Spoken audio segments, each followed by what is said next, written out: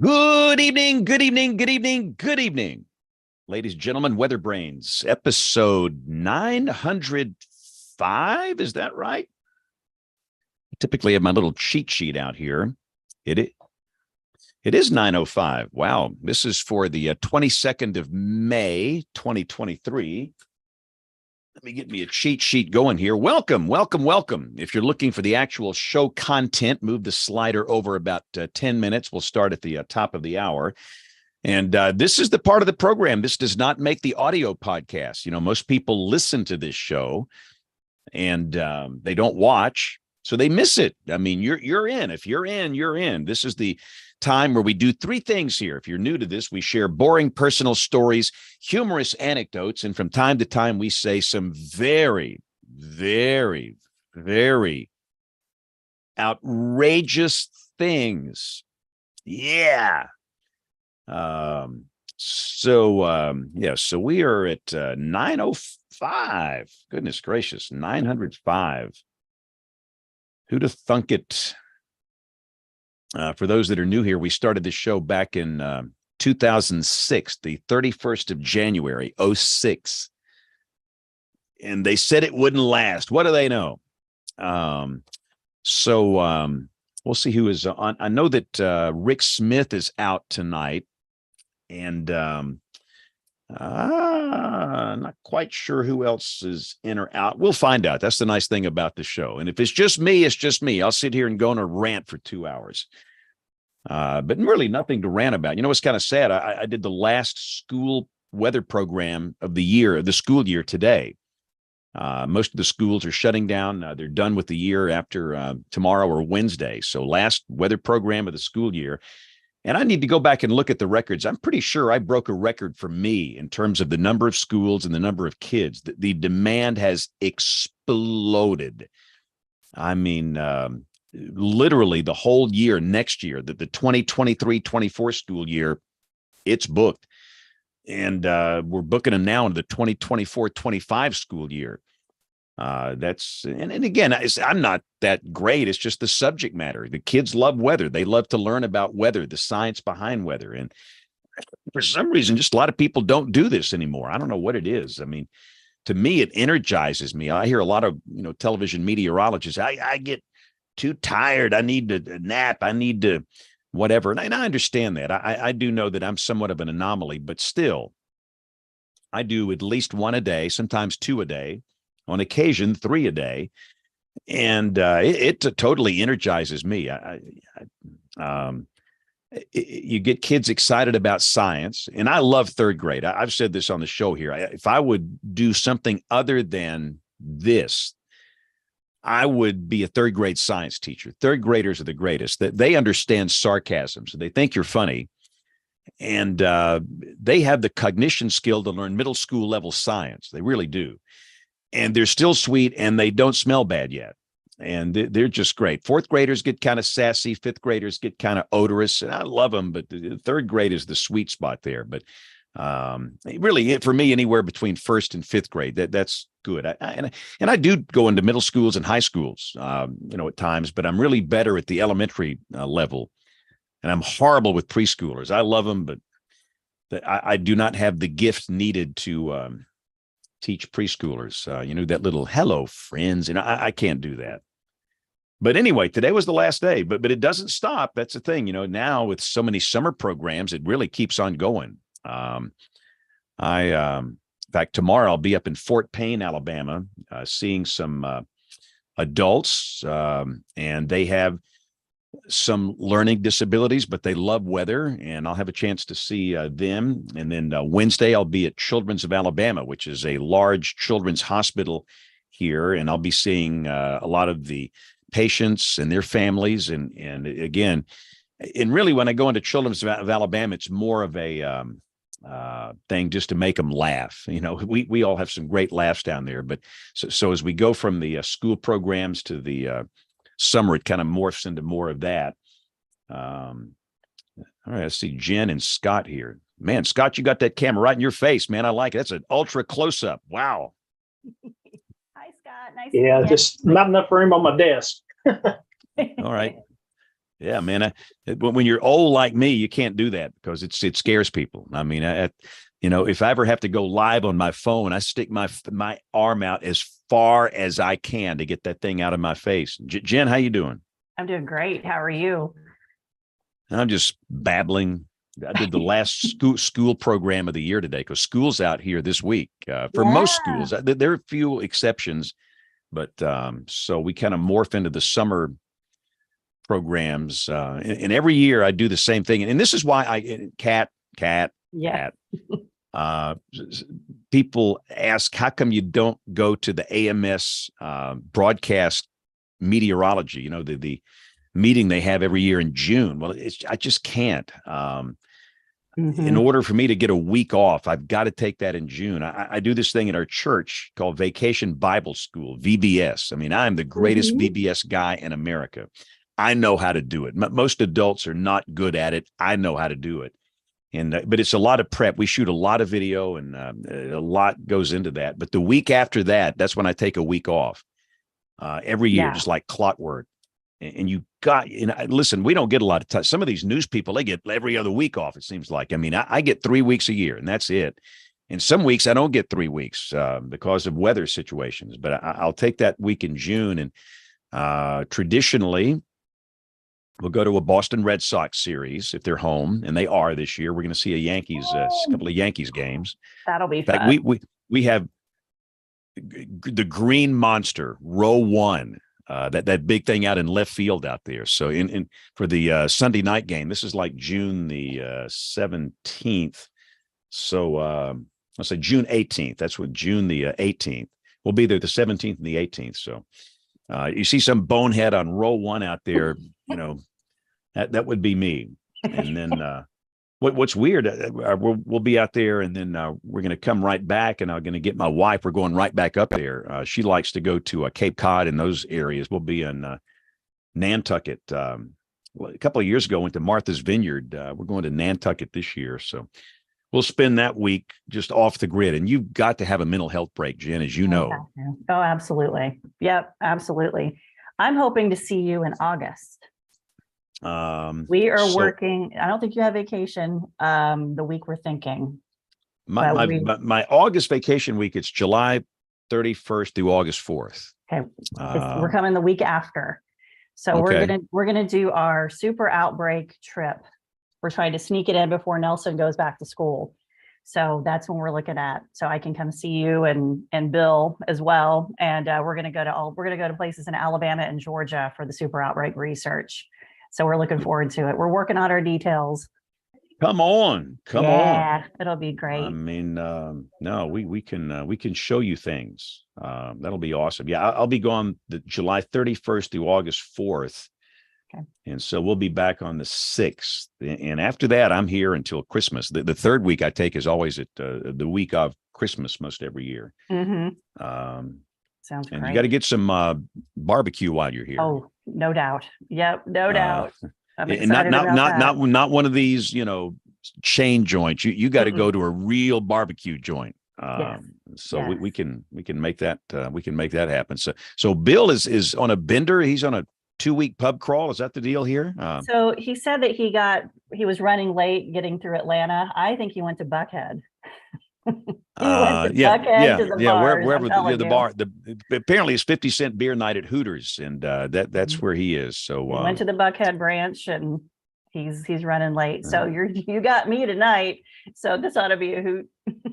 We got James Adelot trashing Alabama barbecue in the chat room here. That's some big talk. That's some big talk, big man. No, y'all the ones that put mayonnaise on it. Ain't no mayonnaise on my barbecue around here. It looks like that. Now, I'm not a white sauce guy. I'm a purist. And really barbecue in Oklahoma and Alabama is like apples and oranges. They're just different. I'm not going to get involved in that fight. So let's see. Sam, can you hear us okay? I can. Can you hear me okay? Yeah. Yes, sir. Loud and clear. Hello. We apologize for any foolishness in advance here. I enjoy it. And just so you'll know, we are live on YouTube now and in 3 seconds, we're going to be live on television in this market, but most people listen. About 75% of the people that consume this, they listen to the audio podcast version, but about a quarter, they will watch it either on TV or YouTube. So just so you'll know the logistics here. And if you can stay at the end of the show, we do a picks of the week where everybody has a pick involving weather, something cool. So Neil, can you hear us okay? All right, we got Dr. Jacobs on here, and I know that Rick Smith is out, and Kim is probably wrestling with some young'uns, and she'll be on here shortly. So let's get this thing going. It's time for those that are watching on the television side. Welcome, and we do have some storms here, but they're not severe, so you're not going to miss much. All right, here we go in 5, 4, 3, 2, 1. WeatherBrains episode number 905. Yeah, this is the weekly show about weather, oldest weather podcast in the universe. This is for the 22nd of May, 2023. Let's go to Dr. James Adelot in Tulsa, Oklahoma. James, what you up to? How was the news this evening? What's the lead story? Should I feel guilty if I wasn't paying attention enough to notice? No, it makes me feel better because okay. I don't pay attention either. I mean, they don't understand it, the news people, but we're like one-man bands here. We got things we got to be doing here. So I totally understand. I think it might have been crimey. Is that a good guess? Yeah, probably. We were getting into a robust discussion of Alabama barbecue and Oklahoma barbecue. And it's like the tornado thing, Exactly. Hey, man, we get more tornadoes per square mile that are EF3 or high. There's no useful information or nothing good comes out of those discussions. When you start arguing about barbecue and tornado occurrence and frequency, look, we've all got it. But boy, does it draw people offside. Wow. It clearly does here. All right. So Dr. Neil Jacobs, good to have you back. Where are you calling us from this evening? It looks like you're in maybe North Carolina. No, I'm up in DC, DC. But I'm headed to North Carolina in the morning. How was your fishing expedition? Oh, down in Florida, it was good. There'll be some interesting YouTube videos that come out of it for sure. Ooh. When does this happen? We're still working on the edits, but I'm guessing maybe in the next week or two. That's awesome. All right. Whenever that happens, that'll be my pick of the week. I can't wait to see this. And let's see here. I think, Jen, you are going to bring in our guests. So Jen, and Bill is on a bender, so we'll turn it over to you and let you take it. Go.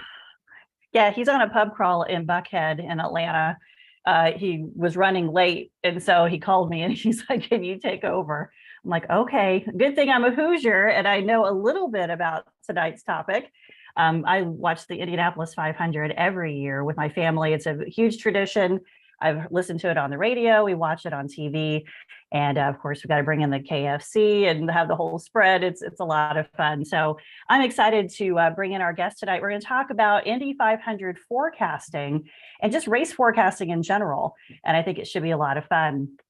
Our show tonight is the idea of our friend Jay Farlow, and he sent us an email and said that he and his wife are planning to attend the Indy 500 for the first time, and that gave him this show idea all about Indy 500 weather support. And our first guest appeared in March 2021 as a guest panelist, and we're going to go ahead and let him be guest weather brain tonight. Sam Lashley is the warning coordination meteorologist at the National Weather Service, Indianapolis, and he graduated with his Met degree from Purdue University. He's an avid fisherman and golfer, and Sam will be the National Weather Service on-site Met for this year's 500. Welcome, Sam, to the show. Hey, great to be here. Thanks for having me. You bet. And let's bring in Scott Martin too. Yeah, he's been on. Yep, Scott's been on the show a couple of times, and he's our next guest. And he is a meteorologist that James and Bill know very well because he works with the Alabama Weather Blog. He received his operational meteorology certificate from Mississippi State in 2015. And then in May 2021, he received his bachelor's in geosciences operational meteorology, also from Mississippi State. And he co-founded Racecast Weather in 2014 as a way to combine his love of racing and weather. Scott, welcome back to the show. Thank you so much, Jen. Awesome. So I'm going to ask both of you, because we like to know about your background and maybe kind of just tell about give us your brief bio. We'll start with Sam, kind of talk about your love for weather and how that got started and how long you've been with the National Weather Service. Yeah, so it's hard to believe 30 years now I've been at the Weather Service. Seems like just yesterday I was a young intern up in Milwaukee, Wisconsin, where I started. But I grew up just outside Indianapolis, western, a little outside the suburbs, Crawfordsville, Indiana. But like you, grew up watching the Indy 500. Love the month of May. It's spectacular. And just to be here now, actually doing weather support for it's pretty fantastic. But I went to Purdue, boiler up, wish Kim was on here. Yes. And I actually gave a talk up there first thing to the students that go storm chasing in May. So they're supposed to be heading out west here next week, and I'm not sure they're going to have a lot to look at. I haven't looked at the long-term pattern, but I know here in Indiana, we're not looking at much weather over the next 7 to 14 days. So that's sort of my background. That's awesome. Talk about a couple of some of the bigger events that you've had to cover in your career. You've had several in Indiana, but what are a couple of that have really kind of stood out to you? Yeah, so weather events, my biggest actually goes to Northwest Ohio. Back in 2002, I was at the Northern Indiana office for 20 years and worked the Van Wert, Ohio tornado. And we issued that warning with about 40 to 45 minutes lead time before it hit Van Wert. And if you recall, you can Google it, you can see the pictures, the movie theater completely destroyed. And, you know, it was packed, and it was a very young manager that was told to stop the movie theater, get everybody to safety, and he did. So by far, that's the biggest event that I've worked in my career. Numerous winter storms, being stranded in the office on cots in the middle of the night, and that was back when Northern Indiana was just a fledgling office and a couple double wide trailers before they actually built the building. And we spent about 36 to 42 hours or so working out of that nonstop with mice running across the floor and critters underneath the trailers. So good time there. So all kinds of weather come into play here in Indiana, and now we're suffering through this high pressure and gorgeous 50-degree dew points, highs in the low 80s. You know, it's just awful around here right now. Yeah, I'm not too far away from you. I'm over in northwest of Columbus, Ohio, but I'm originally from Beech Grove, Indiana. That's where I was born. And so I'm a Hoosier by birth, and the Boilermaker has entered the house. And so Kim is here. Kim, say hi. We were just getting Sam's background, and he was like, I wish Kim was here, and she is. I know, it's good to see you, Sam. Let's have some representation. So yeah, we're talking about Sam's background, and we're going to scoot over to Scott, because Scott, I want to get your background too. Where did your love for weather come, and how did you get hooked up with this James and Bill crew with Alabama Weather Blog?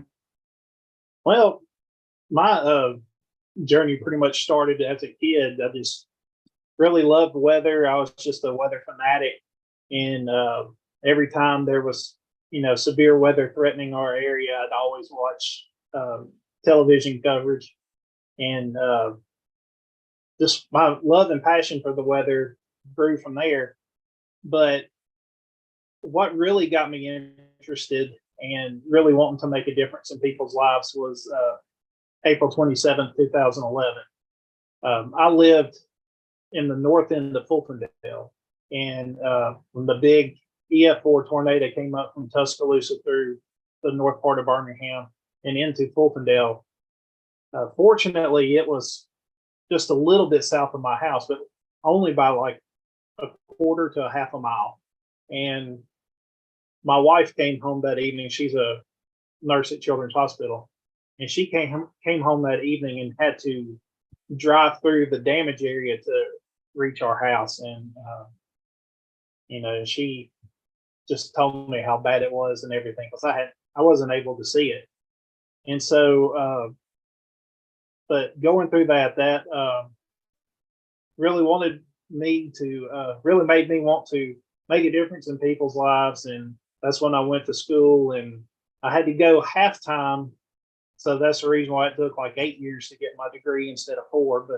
But yeah, went through that. And then 2016, I was just looking to see if I could get my foot in the door. And I had been to a couple of the Central Alabama National Weather Association meetings, and got to know Bill pretty well over those probably year and a half. And James will also say I'm a stalker of his, but anyway.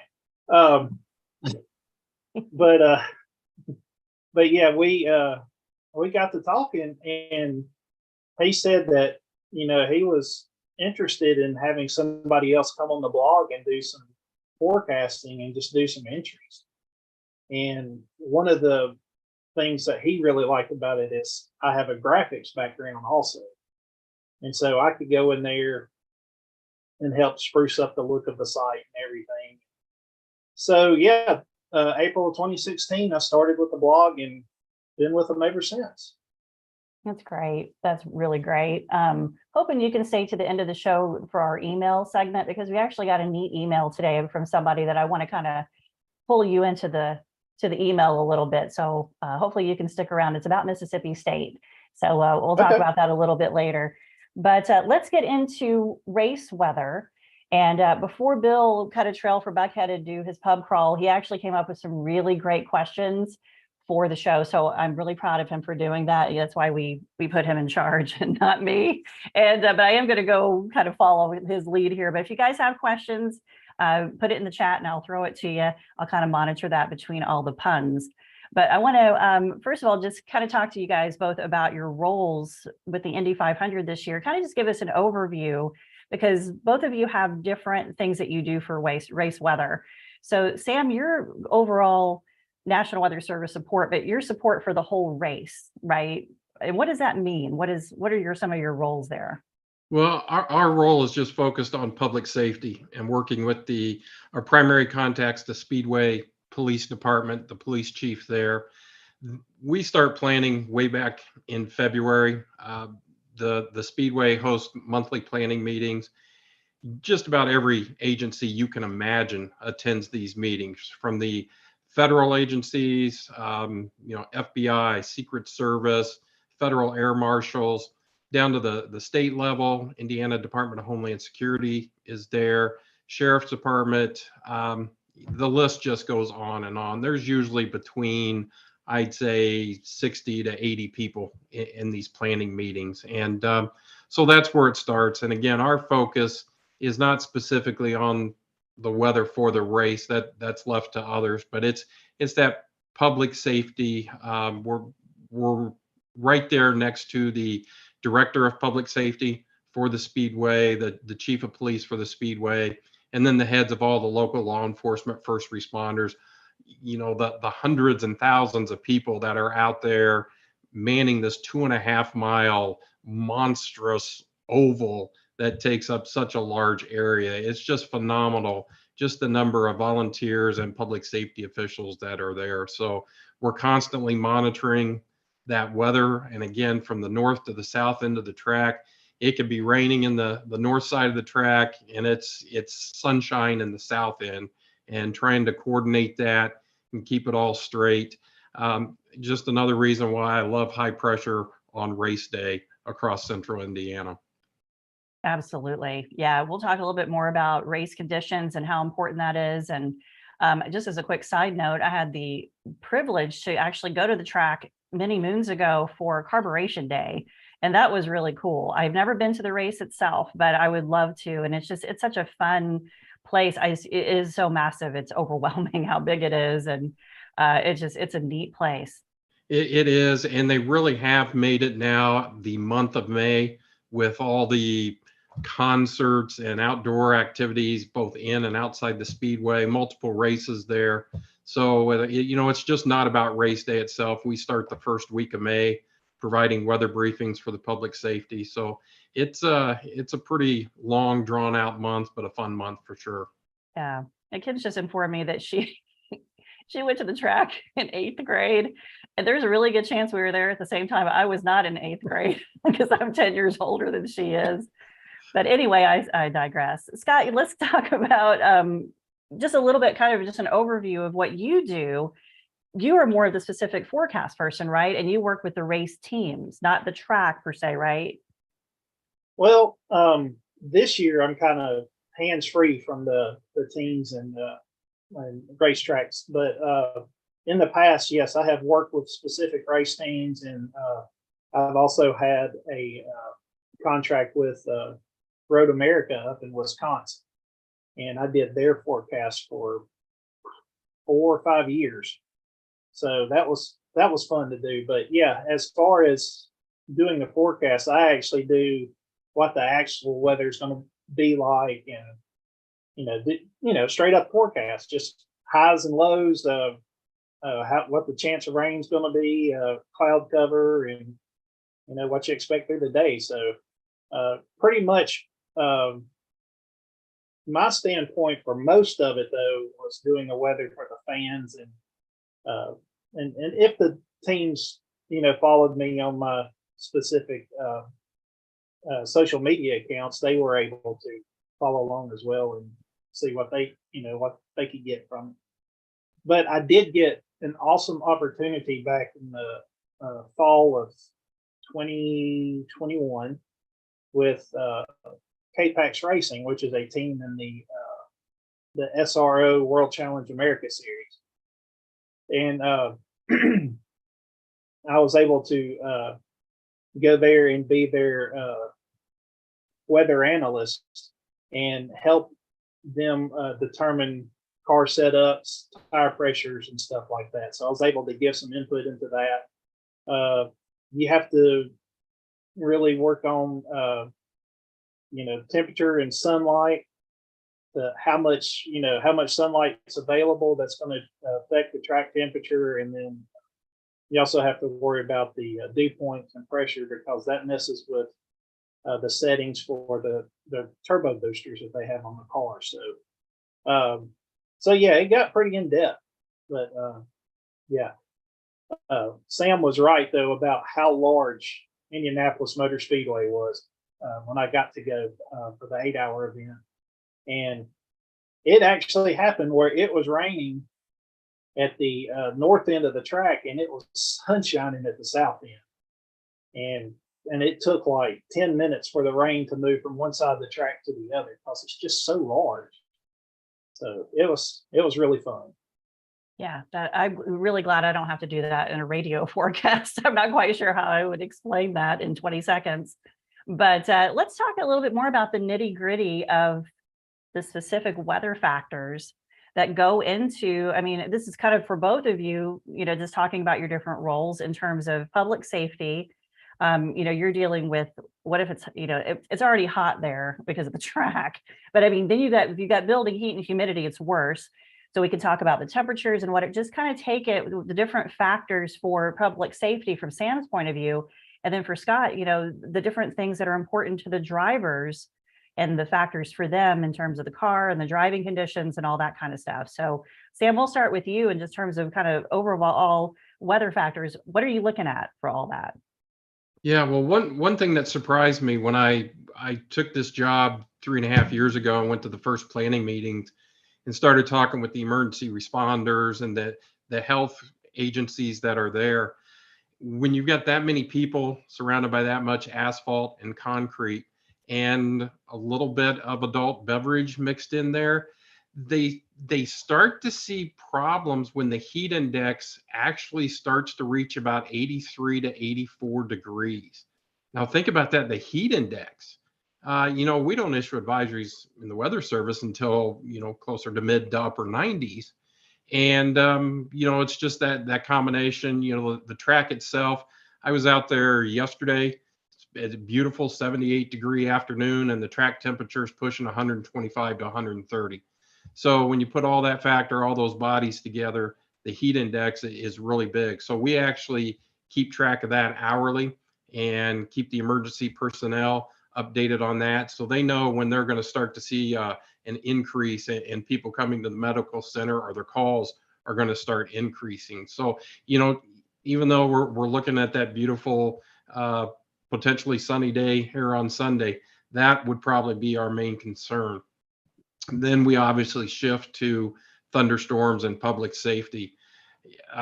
We go back to 2004, May 30th.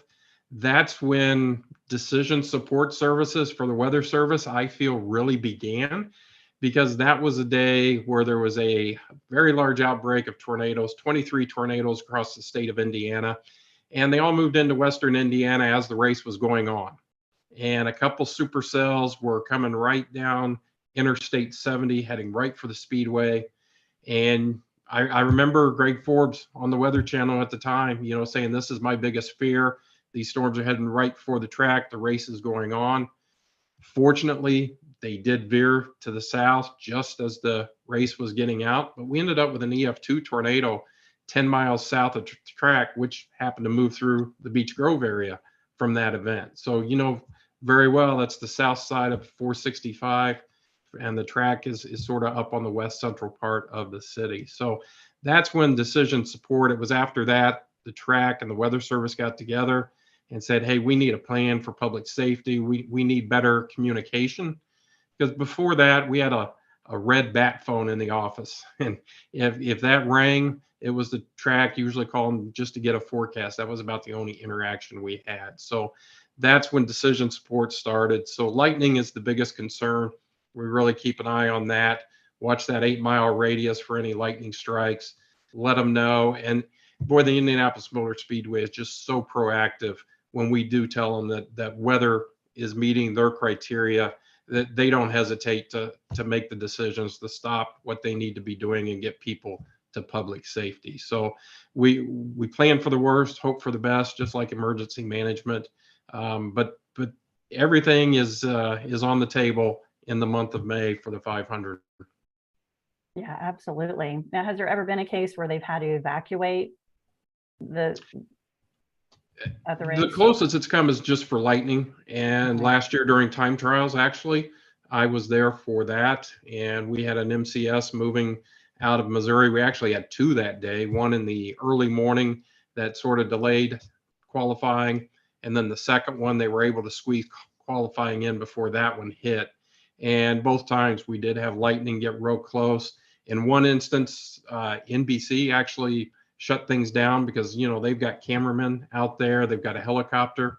So from their end, they actually made a call. It wasn't safe for their people. And then, of course, we're already making the call for public safety on the other side and talk with our local law enforcement contact there and making the decision. So again, lightning, metal stands, it's, get as many people into the concrete buildings or back to their vehicles. Because that's about all you can do with 300,000+ people. Hey, Jen, can I jump in here for just a minute? Of course. So lightning, this whole thing with lightning interests me for a lot of different reasons. So I volunteer and help with Southeastern Conference football, and the rule is 8 miles. What's the rule? When do you pull the trigger and get people to get into a safe place for lightning? Yeah, that's what they use is 8 miles. So if we're tracking a line of storms, we're figuring out how long till those storms hit that 8-mile radius, so they've got time to get people to safety before it gets to that 8-mile radius. But a lot of times we're dealing with pop-up thunderstorms, and so we're monitoring all the lightning displays for cloud to ground lightning. And then as soon as we see something near or inside that 8 miles, we're letting them know. And that's when they're putting all their messages up on the big screens. They've got pre-canned safety messages, lightning in the area, take shelter now. And they're usually in my ear, how far is it now? How far is it? How much time? And that's what the local law enforcement is just constantly wanting to make sure all their people's safe. So right now that 8 miles is just that cutoff. Anything inside that shuts it down. So the next question is, again, you can message this all day. The question is, do people respond? Do they do anything when they get these lightning warnings? A lot of them do. You see them take cover, but a lot of people stay in the stands, and they've got their rain suits on and they stay out there. They try and encourage people to get to safety, to get under the stands, into the concrete areas, the snack areas, the restrooms, things like that. But ultimately, you can't make people really move. They're very good about stopping the race, and I think Kim can probably talk to that. When the sporting event continues, the people aren't going to leave the stands, but you stop the sporting event, and people are more likely to leave the stands, from what I've read and understand. So I can just say they're very proactive here in Indianapolis, and I'm very thankful for that, versus some stories I hear from other venues where they're not so proactive. But it's mainly text messages on boards there. Is that in an audible announcement in terms of? Yeah, there's audible announcements. There's big, large screen displays. They've installed just about anywhere on the track now. You can see one of these big video boards. They're huge, and they all go up with these safety messages to take shelter. And then, of course, they're on the loudspeakers telling them as well. And Scott Martin, my obviously where I am down here, the greatest concern, it's NASCAR in Talladega, and the capacity at Talladega is 175,000. So Scott, what's the rule with NASCAR on this? Is it 8 miles? Yeah, I think it's the same throughout all series now. And how do they announce the delay at Talladega or some of these NASCAR venues? Do you know? It's the same exact way. They have the big screens that display the message, and they also come over the loudspeakers and tell people to evacuate, get up under the stands, or either if they're close enough to their cars, to make it back to their cars. Okay, because I'm again, what I do, I'll get on those screens myself, and I'll say, "Hey, you get in that concourse now." All right, so I can be kind of forceful, but still, even with me up on the screens being forceful, some people just sit out there. So Kim, what's the deal? How do we better message the fact that lightning is dangerous? Tornado, it's sexy, tornadoes and flooding and all the lightning scares me to death. I'm afraid of one thing when it comes to weather, it's lightning. So what else can we do in terms of messaging at these things to get people to do something when there's a lightning pop within 6 miles?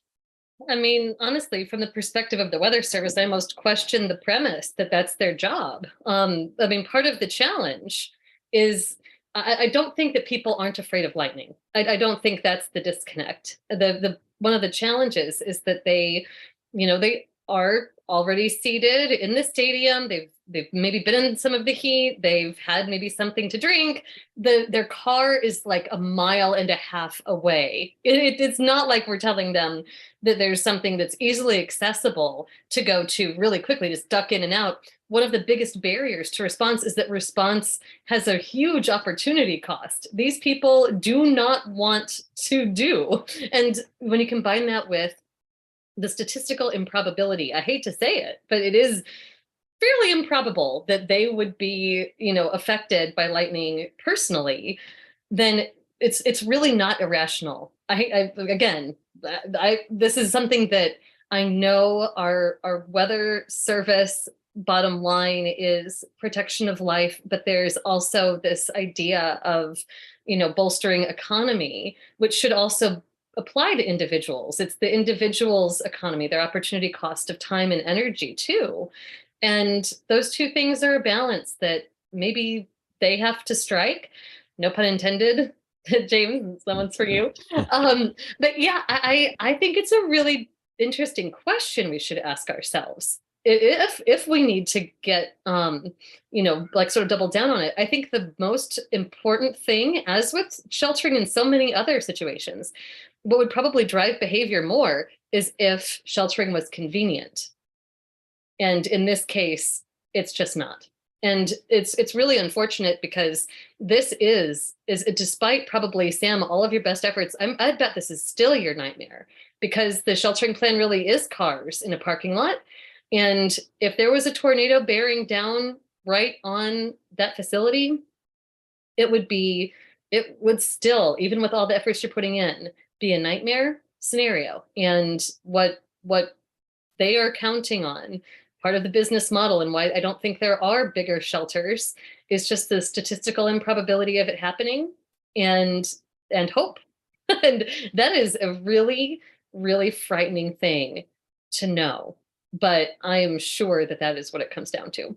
Sam, I don't know if you're sitting there nodding along, and you've had more direct conversations with these folks. And I mean, it's just my sense, because wasn't there a conversation after 2004, after that tornado, which, by the way, fun fact, there's a forecaster in the Indy office whose first day of work that was. Welcome to the Indy forecast office.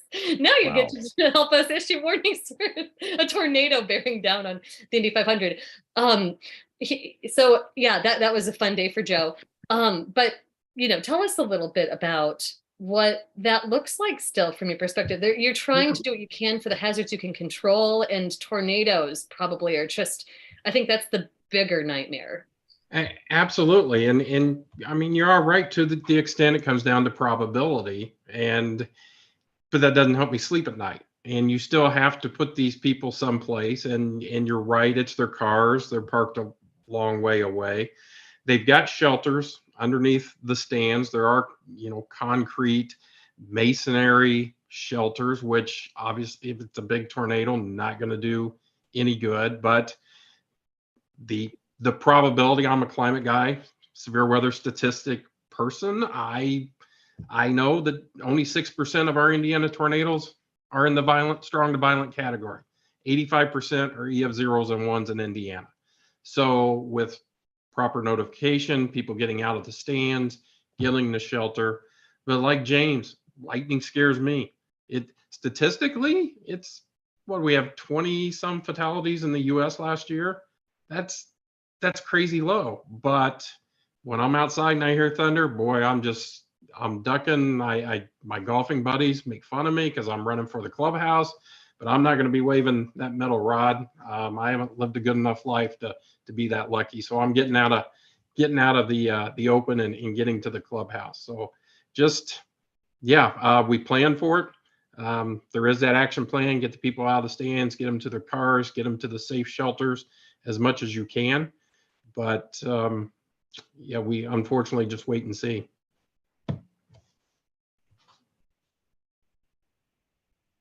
James Hey, A. Sam, what do you measure success at when you're trying to get people out of the seating area for a lightning threat? What percent, and how long does it take to get that percent into a shelter area? Yeah, that's a great question. I don't really, no injuries, no fatalities. Everybody gets home safe at the end of the day. That's a success, but that's not realistic, obviously. So there's just going to be those people that stay out there no matter what you do. Same people that ignore our warnings, and you have to live with it. You got to know that we've done everything we can in our power to make them aware, make them know the risk, and then ultimately it's up to them. They're taking it from there, and that's their choice of weighing that risk versus nothing happening.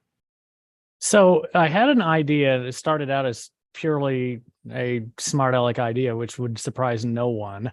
But what if there was a way to make it somewhat attractive to seek shelter? Like, here's your coupon for 2 free beers when the race resumes, that you can't get if you're up in the seating bowl, but you can only get this if you head out of the seating bowl. Here's your coupons. I guarantee you, if we wanted to make an investment that actually did induce a safety behavior, that would be more effective than paying for whatever else. That would absolutely do it, James. I guarantee you. Free beer. Yep, I saw Coors Light was the official beverage sponsor of this year's race, and so hey.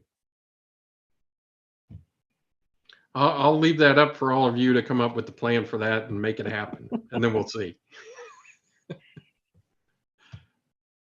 So in some of the planning meetings, do you guys talk about the worst case scenario? Would the Indianapolis 500, if let's say that we are under, central Indiana is under a moderate to high risk or something, I'm just going to doomsday it. Would they cancel? or postpone, knowing that the risk was there that high? They would definitely be much more aware. We'd have more briefings. We would be giving that information.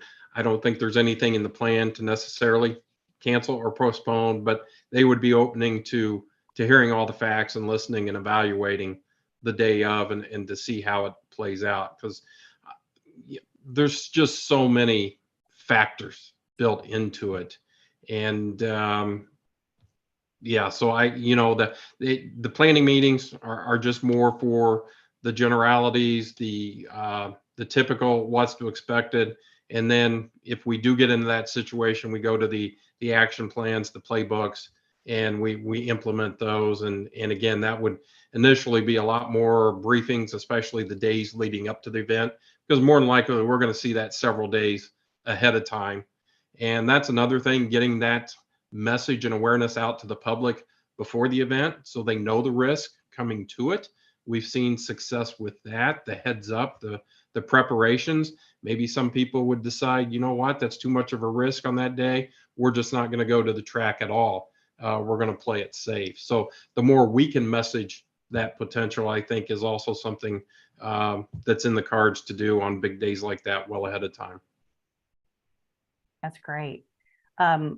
Let's pivot to, because now we've talked weather for safety. Let's talk up to Scott about weather for the drivers and track conditions and all that. And we probably need to pull Neil in here because he knows he probably can make a car from scratch, with all of his skill set.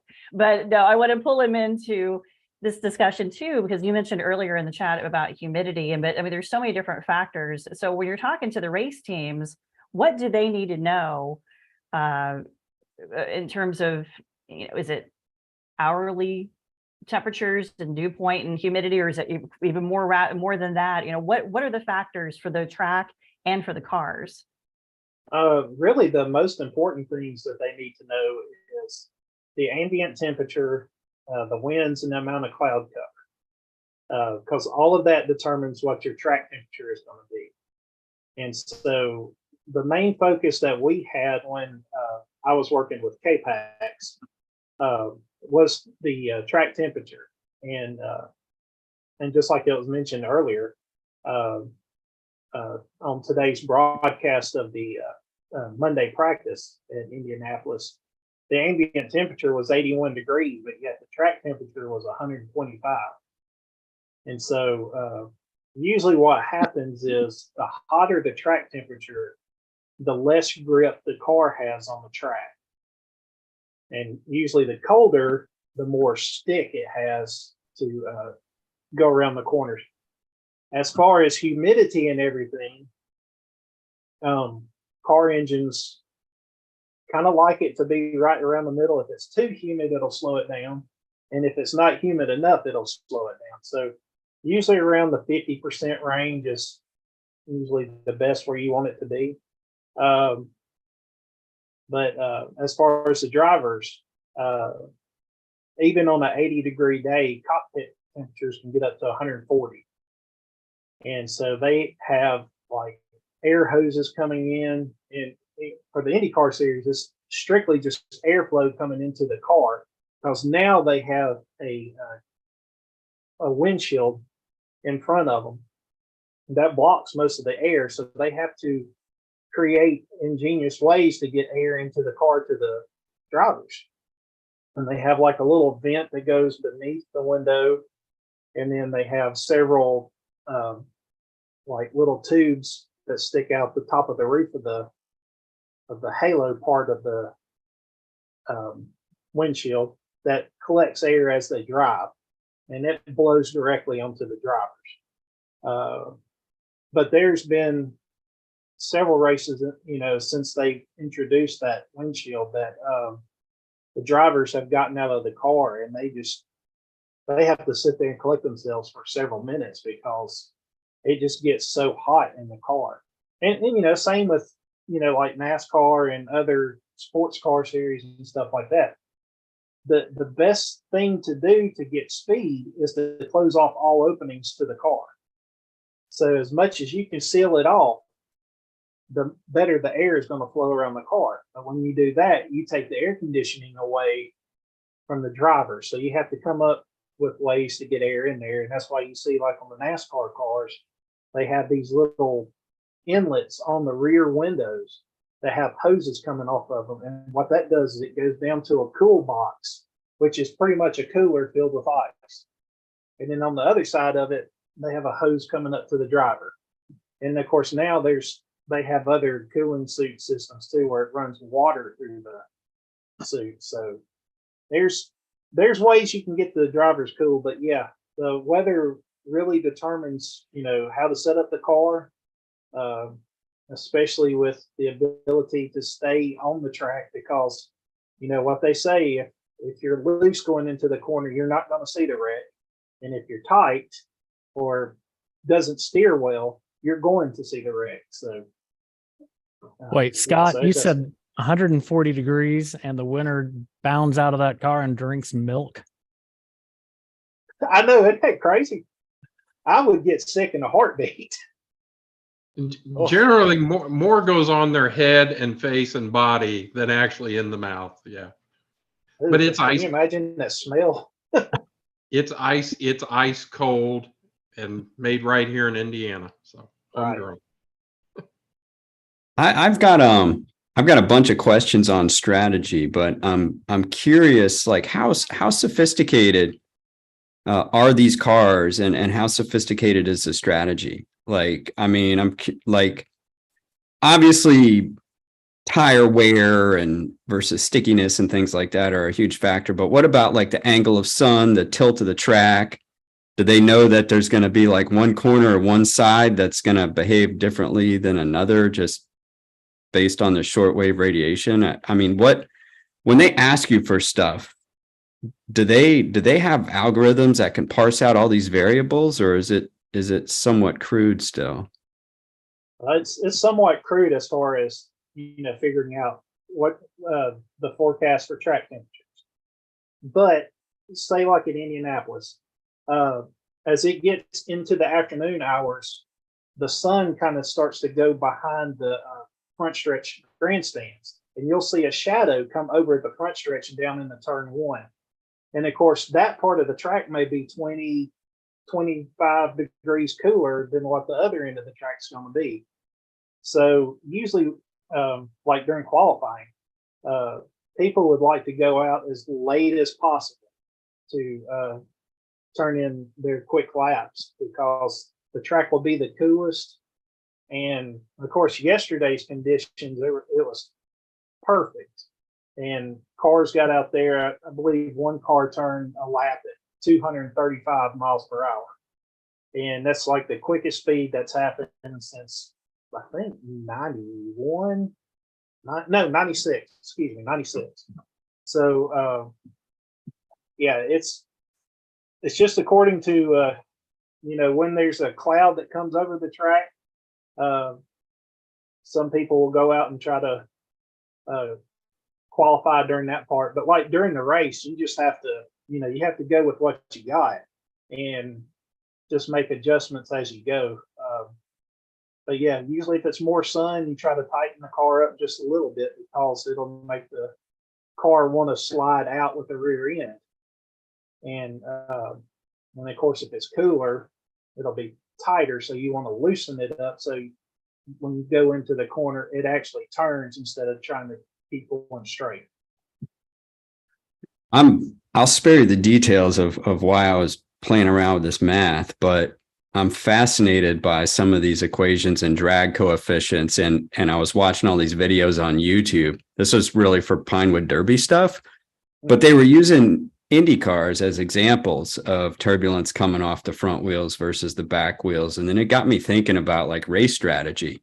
Are they sitting around thinking about how much fuel's left, tire wear versus now's a good time to start drafting versus get out in front and sort of fight the headwinds yourself? I mean, I'm sure they've got do they have like some kind of computer in the pit where they're running all these numbers? Or do they just have like a guy who's kind of like, yeah, you should stay in second place?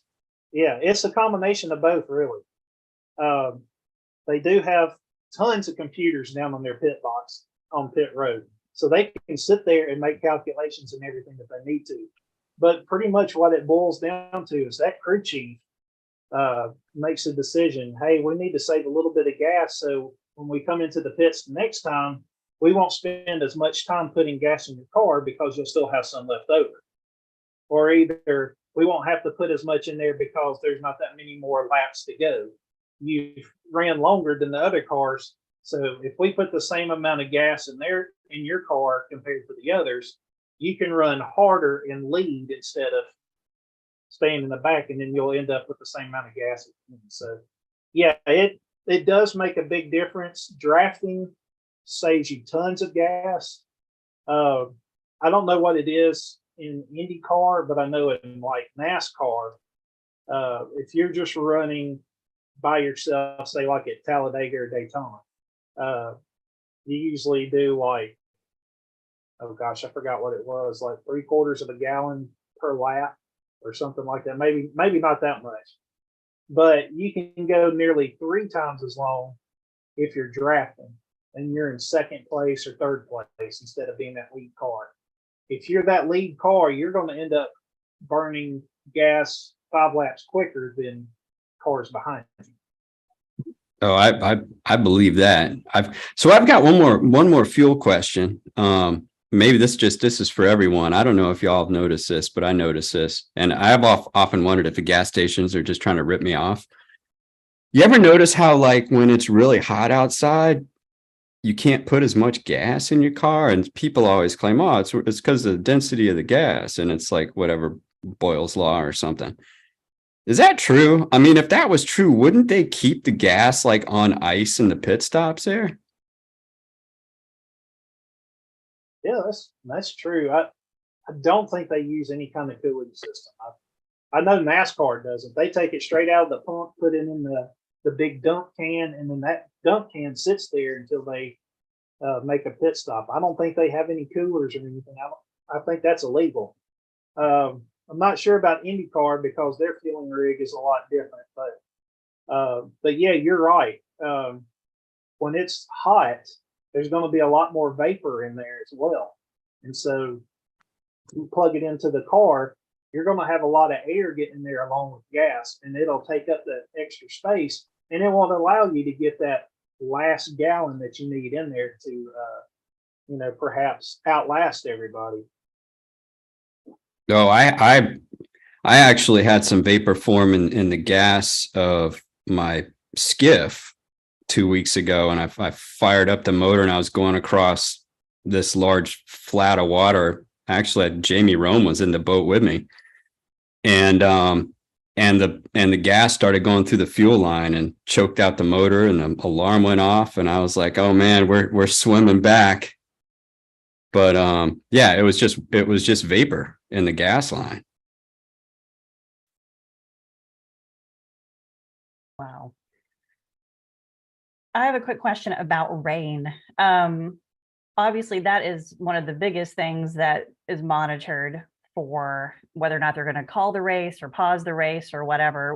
What goes into those decisions? Is it like how many drops does it take to cause the yellow flag to come out? So what's the rules on all that, Sam? This might be more for Scott. I mean, again, rain really doesn't factor too much into the public safety side of things. So, of course, we're letting them know rain's going to come in because the officers, the first responders need to get their gear on. But as for track conditions, things like that, just from an IndyCar fan, those tires have no grip. So really not much rain at all. But Scott, I don't know if there's an actual amount or if it's just really anything that wets the pavement. Yeah, I don't believe there's a set amount either. I think what it does is if the amount of rain falling starts to actually make the track wet instead of evaporating as soon as it hits, that's when they start to throw the caution flag and, slow the cars down. If the rain gets too heavy, they'll, bring them down pit road and throw the red flag to stop the race until the rain stops and the track dries. Now, there's a difference. NASCAR did this Saturday night during qualifying for their All-Star race. they actually had rain move over the track at North Wilkesboro, and they actually used rain tires for the first time in competition for the Cup Series. And believe it or not, the rain tires actually had better traction on that old track than the real race tires. And so they were turning laps like a second and a half quicker than they were running on the dry tires. But yeah, IndyCar, on ovals, they don't race in the rain, but IndyCar does race in the rain when it comes to street courses and road courses. And unless it's just too heavy or there's light. And we did run into that last year during the Grand Prix, which is 2 weekends before the Indianapolis 500 here. Now Indy has that Grand Prix track that winds through the inside oval. And I think that was also the first year last year with the aerodynamic windows and enclosed cockpits, right, Scott? That was last year. And That's right. And so we were obviously monitoring for lightning. These were some very heavy showers. We had some electrical activity in the area, but there was a lot of accidents when that heavier rain, because they kept going, but I don't even think they had a windshield wiper on those front windshields. So, you know, that was that balance where we're not really giving them rainfall forecast, but we're monitoring for the heavier showers, the potential for lightning. And then all these accidents are going on, which prolonged the Grand Prix, kept people out in the elements longer, and just made for a very interesting day, not only from public safety, but also from a spectator and watching that Grand Prix. Right. Yeah, there were several drivers. I remember this. There were several drivers who were complaining because their windows were starting to fog up on the inside, and they couldn't wipe it clean because they couldn't reach it. Because they're bolted into the car and they're strapped in so tight they can't move, and you know their hand reach is pretty much just a little bit past the steering wheel, and that's it. So yeah, they had to have pit crews go down there and spray Rain-X on the windshields and you know, wipe the inside of them out so they could see through the fog and everything.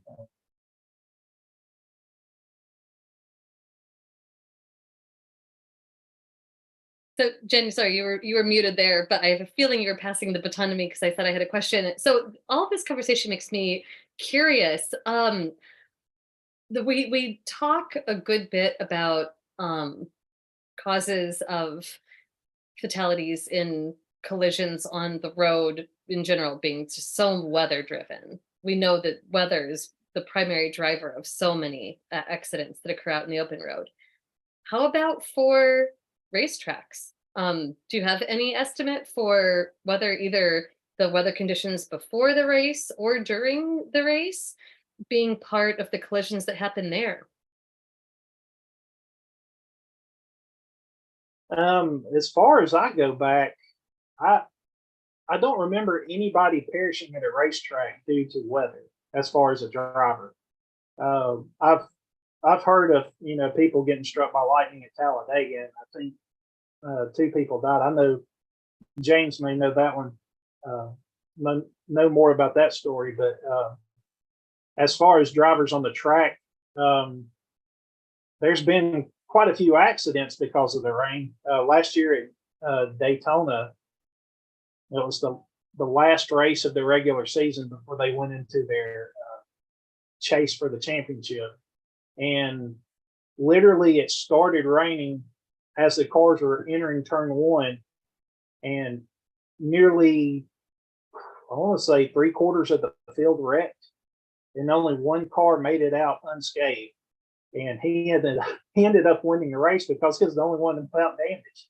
And so he was able to drive at full speed and nobody else could pass him. So that driver was able to make the playoffs by the skin of his teeth. So, but yeah, that's happened. I've seen it at Talladega several times where rain has caused accidents, but I don't believe weather has caused any deaths or major injuries at the tracks. Yeah, and I'm not aware of anything else either. But as I'm sitting here, the other factor we haven't talked about that hasn't happened to my knowledge either is a big thunderstorm with some big hail that move across a facility like this. Not only are your spectators now vulnerable to hail, which typically we don't see a lot of injuries or fatalities with, but man, can you imagine the cost not only to all those automobiles from the spectators, but the racing teams and the potential there. So that comes hand in hand with the thunderstorm, the lightning threat, the hail threat. Fortunately, since I've been doing this, hail hasn't been too much of an issue, other than maybe some pea size.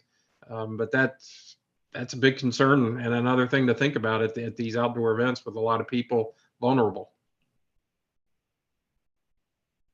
So what kind of tools, I'm sure you have multiple radars and everything. What kind of tools do both of you use to create these forecasts and try to be as accurate as you can? I mean, obviously you're planning months ahead of time, but you're really getting down to the nitty gritty now, with the daily forecast and all that. How do you put your forecast together? Yeah, it's, a lot of this new ensemble data. I grew up, I went to college looking at deterministic models, and that's just not the way to do it anymore. We have all these ensembles, these probability based models that are really good 7, 10, even 14 days out now.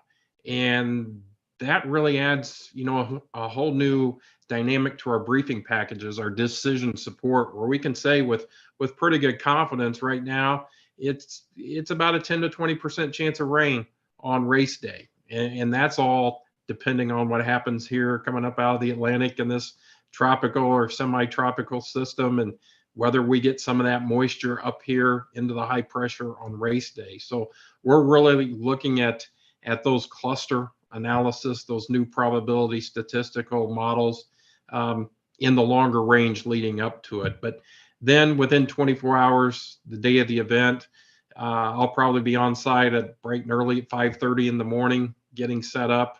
I've got a laptop, an iPad, an iPhone, extra monitor if I need it.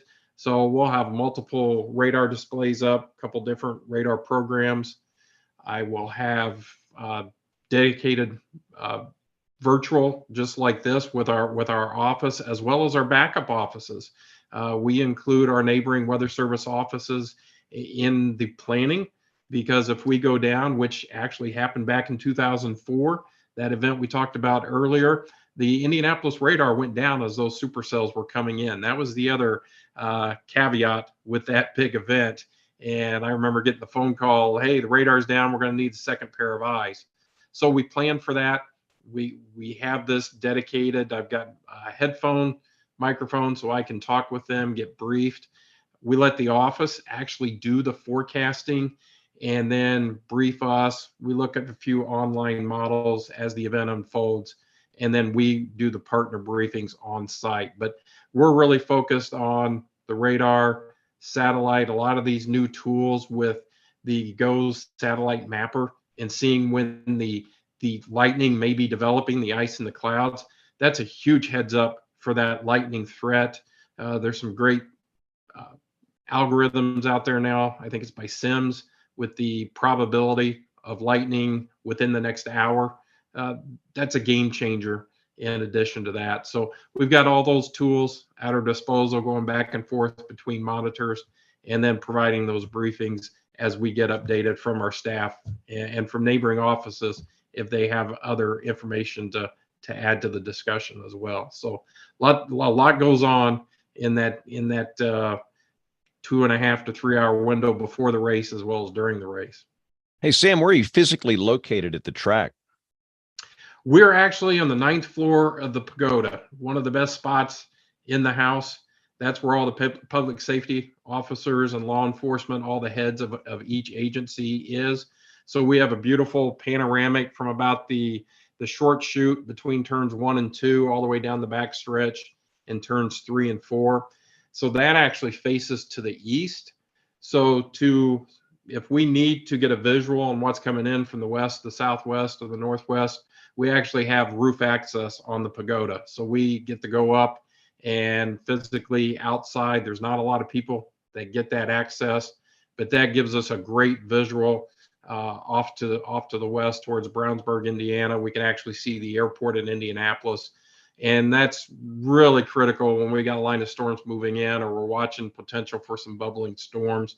We can get up there and get that visual and then come back down and add that into our briefing. So it's just it's a fantastic venue, and sort of, I don't want to say a perk, but sort of a nice thing of being there where not a lot of people get to see and observe from that vantage point.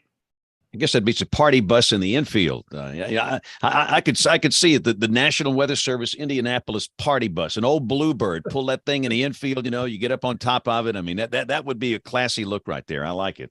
Yeah, it would be, and there's a lot of party buses out there. I'm not sure the Weather Service, we would just blend in with all those others sitting out there.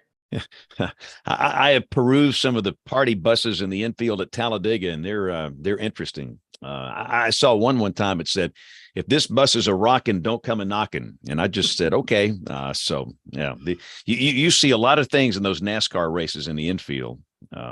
Scott Martin, you've been to the infield, haven't you? No, I haven't, and I'm glad I haven't. Oh, come on, man! No, too crazy for me.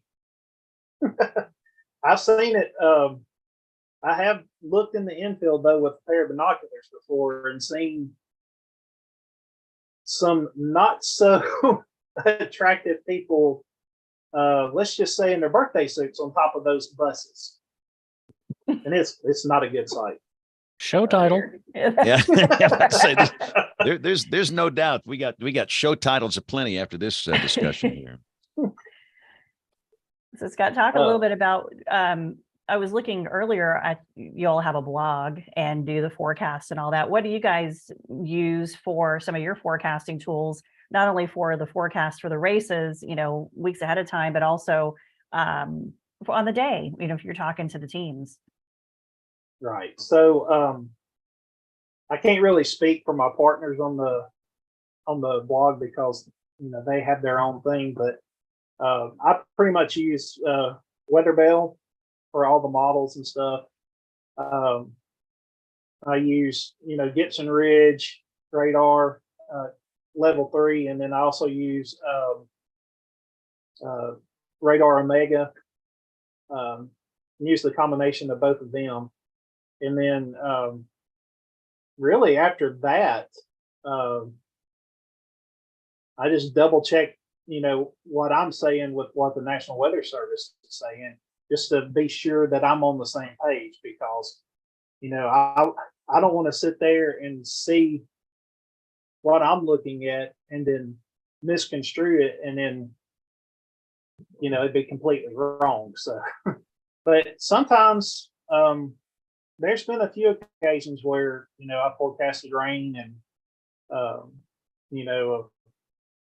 somebody else wouldn't, and then it ended up with rain, and then it's been the other way around. So, yeah, it's just the basic tools for me. I can't touch the stuff Sam's got with the 10-foot pole, because he's got all that availability and software and stuff to be able to pull all that down and experience as well. So, but yeah, that's what I pretty much use, is those tools. I got a quick question for Sam. We've been talking about severe weather and safety, but is there an issue, like, let's say, for example, just a big high pressure sits right on top of you, super stagnant air. Is there like an air quality component to worry about with all the people, all the cars, and the exhaust and stagnant air? It's never really been an issue, but it is there. Marion County and City of Indianapolis issue their no zone action days. Usually May, we're not too far into that yet. It's usually mid-June before we really get into that. But with that said, we've already had one of those action days this year already. In late April or early May. I can't remember when it was. So yeah, if we get that high pressure over us, that hot air that just sits there, certainly could become a smog type day. Now, I wouldn't say it's particularly because of the track itself, but just the general metro area contributing to the factors. But I can't recall that coming up or being an issue, but I wouldn't rule it out. Certainly possible.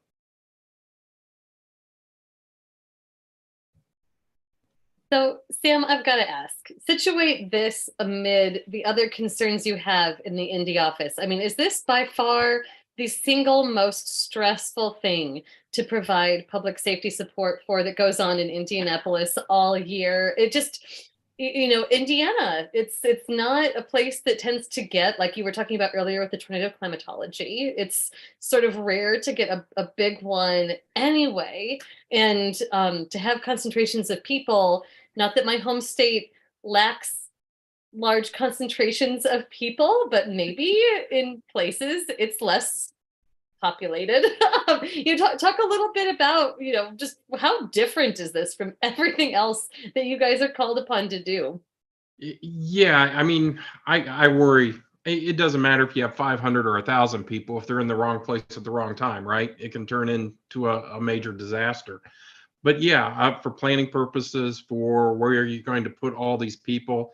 And it's not just the Indy 500. It's like we said, it's every big venue across the country. There's others more vulnerable, likely you could argue, than here in Indianapolis. I can think back to an event working in the Northern Indiana office, a September Notre Dame home football game. And we had thunderstorms coming across Chicago Metro. We were really not expecting anything to be severe. And again, this goes back before True Decision Support Service. And we were issuing special weather statements for that. So here's 90, 100,000, whatever Notre Dame Stadium holds. And the thunderstorm itself happened to miss. I don't even think they stopped the game. It was generally showers. But within 30 to 45 minutes, we had a tornado warning out on that cell just east of South Bend. It was just that close. And we thought back, okay, what would have happened had this happened before that storm reached South Bend? So there's a lot of these big sporting events. Of course, our football is not near as big as the SEC down there in the South, but we still pack them into a few stadiums up here. And yeah, if anything keeps me up at night, it's these large events. What do we do? How do we plan? What else can we do? Is there something we missed? That's just always going in my mind. I'm always interested to hearing from these other venues what they're doing. The Weather Service just has rolled out some great new lightning toolkits for different venues. And if you haven't checked that out, just weather.gov to the lightning safety page. And whether you're an outdoor venue, you're a golf course, you're a soccer stadium, Little League, these plans, you can enter the information into these Google Forms and you can get an actionable plan spit out for how you should respond to lightning. So these little tools, these little things we're developing helps along the way, but I don't think we're ever going to be truly prepared or ready for these large gatherings of people. And that kind of leads me to my last question for you. I know that you were at Northern Indiana when this happened, but the 2011 stage collapse in the Indy area that was from even a sub-severe hazard, just a 40-mile-an-hour gust front. Did things change in Indianapolis with just views on decision support for venues after that happened? I mean, and not even just Indy, probably that rippled up to you as you were talking about with Notre Dame. Just we do have large venues scattered everywhere. What was that like in Indiana? Yeah, so fun fact, I was actually driving on Interstate 465 through Indianapolis when that occurred. We had been down in Tennessee on a fishing trip. We were coming through Indy and we started hearing this chatter on the radio that there was a stage collapse at the state fair as we're on the east side of Indianapolis driving north. What happened? That was an outflow boundary. That outflow was a good 5 or 6 miles ahead of the thunderstorm. And yeah, some people have estimated those winds were only 55 to 60 miles per hour, maybe sub-severe. There was lightning that could be seen off in the distance, and people stayed, in the stands. And the after action reviews, again, I wasn't here, but it sounds like there was a lot of different entities providing different information. So there wasn't a clear cut plan and who was making those decisions. And so, yeah, our office here have worked very closely with the folks at the state fair. They have a great plan. They actually contract with a private meteorological firm and get weather information from them, as well as get decision support for us for the public safety. So they've taken that seriously. They've done a lot of steps to mitigate any future issues, and they have a real good staff there, a real good proactive action plan to get people to safety. And that state fair is in August, so lightning and severe thunderstorms are very much in play with the damaging wind threat, and they are more prepared now, obviously, than they were then. And it's really nice to see how they have that action plan and are willing to carry it out and not hesitate.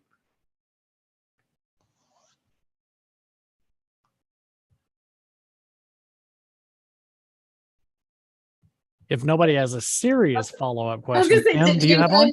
I'm willing to. I'm giving you the baton. No, ask your follow-up question is probably far more legit than mine. So go ahead. No. That was the follow-up. I was just okay. As a Hoosier, I would be remiss if I didn't talk about some of the other large venue concerns we had previously in Indiana. So with that, I pass it on to you. Okay, Jay. Sam, is it true you're singing, what is it, Back Home in Indiana before the race this year? Wow. No, nobody wants to hear me sing anything. My wife especially. She's probably laughing in the other room right now. But I will say this, though, we don't have to worry about touchdowns in any other stadium in Indiana other than Purdue. Tornadoes just don't touch down. Yeah. Oof. Wow. Very nice. I went there. I had to. Even ones presided over by Jesus himself, Sam. Yeah, even that one. So I'm going to put Sam on the spot for one last question. I heard from Jay Farlow, who this whole show was his idea, and he's like, Sam warned me that weather is usually bad on years he is at the track. So are we going to break the streak?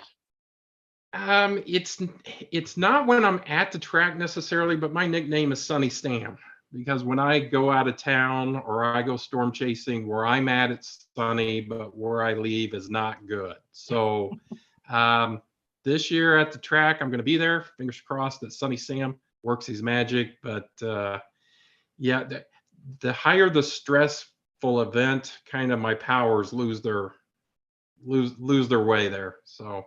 And just a shout out to Jay, great partner there. He does a lot for the community, and thanks Jay for the shout out for me to be on tonight. Awesome. So what, for both you guys, what's your biggest forecast debacle, your biggest bust? Been doing this for a while. Look, at some point, something's going to go wrong here. I mean, if you do the weather, it's going to go wrong. So what's your biggest forecast bust when it comes to Indy and NASCAR stuff for both you guys? I would have to say mine was probably a couple of years ago when I did the forecast for the Indy race at Barber. I was. And let's just say that is a Indy track in Birmingham, just right east of Birmingham, where we are down here. Yeah, so I had forecasted a 50-50 chance of rain, and then I upped the forecast to about 70% of showers and thunderstorms, and then the rest of the afternoon was mostly sunny and warm. And so what happened is, the cells that were supposed to move through, they kind of split. One went north, one went south, and they went around the track and ended up not raining at all at the track. So that was my biggest bust as far as racing. And I've only got 4 years under my belt, counting this one, forecasting for the Indy 500 itself. But it's those pop-up thunderstorms where, okay, this afternoon we're going to get scattered thunderstorms. We're going to be dodging them, and then the cap holds. We barely pop any Q, and it's sunny. But those misses they're okay with because everything goes on in the track. It's the other way where they get really upset with you. And let me just throw this out for Sam and maybe Neil. One of the biggest problems we have here where we are, and I think everybody on the show deals with it, is these random air mass storms in the warm season in summer. And it is so frustrating because it's 7:00 in the morning. I don't know exactly when and where it's going to rain at 3:30, at 4:00, at 5:00, at 5:15, when somebody's ball game starts. I don't know. I might have a broad idea where the best chance of convection initiation will be, but so we wind up in a forecast. We say scattered afternoon and evening thunderstorms. That means nothing to nobody. No, that doesn't help anybody. It doesn't. And so is there any hope, Sam, about getting better in the next generation or two with this stuff? We can actually help people. There's always help. You know, the new convective models are probably where we're going to have to rely, but they struggle in weakly forced environments, and that's what it is. So when we cover pop-up thunderstorms in my spotter training, I always tell people, you want to be a meteorologist, go home, take out a big skillet, put some oil in it, heat it up on the stove, pour some popcorn kernels in there, and then you try and pick which kernel is going to pop and in what order. Now you know what it's like to be a meteorologist in the middle of the summer. So that kind of gets the point home across, but I just don't know. Just there's no forcing there, so we struggle. Yeah, it's just it's tough, and you know, we seem so proud of ourselves. We're forecasting scattered afternoon storms. Well, we do that every day for 3 months here: June, July, August, first part of September. And I will tell you, people just get frustrated by that, and we get frustrated by that. It's like about this time of the year. And again, for those that are listening here, we're doing the show on May the 22nd. I'd like to dig a hole now and stay in the hole until about September 22nd, when we start seeing the mid-latitude systems come through again. And the only thing that breaks it for us in the summer, it's tropical stuff. And so I don't. Neil, is there any hope? You're our numerical weather prediction czar. You know, as good as the convective models are, I mean, to Sam's point earlier, I think the probabilistic guidance is the way to go, because you're never going to pin down the actual physics and dynamics. And the reason is it's an initial value problem. And when you've got 12Z radiosondes, and if you're lucky, your state might have 2, you're not figuring out what the vertical profile looks like every square kilometer. Yeah, I mean, the models spatially, and yeah, I mean, they'll spatially interpolate this stuff across a time zone, and then people are like, "What's going to be in my backyard?" So how do we get real-time upper air data? That's the next question. I mean, at an in situ level, it's next to impossible, because you got to put an instrument there. I mean, I'm sure the budget for radiosondes is never going to come close to, maxing that out. And the FAA would freak out if you launched radiosondes all over the place every hour. I mean, maybe at some point the satellite data can get a high enough vertical resolution, low enough in the troposphere, so you don't need in situ obs. But right now, like, the state of the art of the vertical resolution in the satellites is a plus or minus half a kilometer. And when you're looking at a radiosonde, which can do something on the order of meters, the satellite data is just nowhere close. I mean, it's pretty cool. I could read someone's license plate from outer space, but I can't tell you what the vertical coordinate of it is to the nearest mile.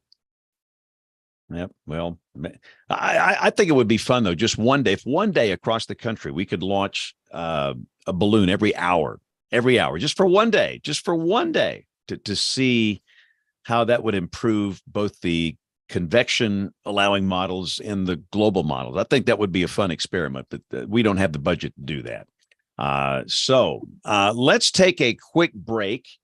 We got Bruce Jones on the line. We're going to bring in Bruce, and we're going to hear from Tony Rice and his astronomy report. We've got Jen's This Week in Tornado History.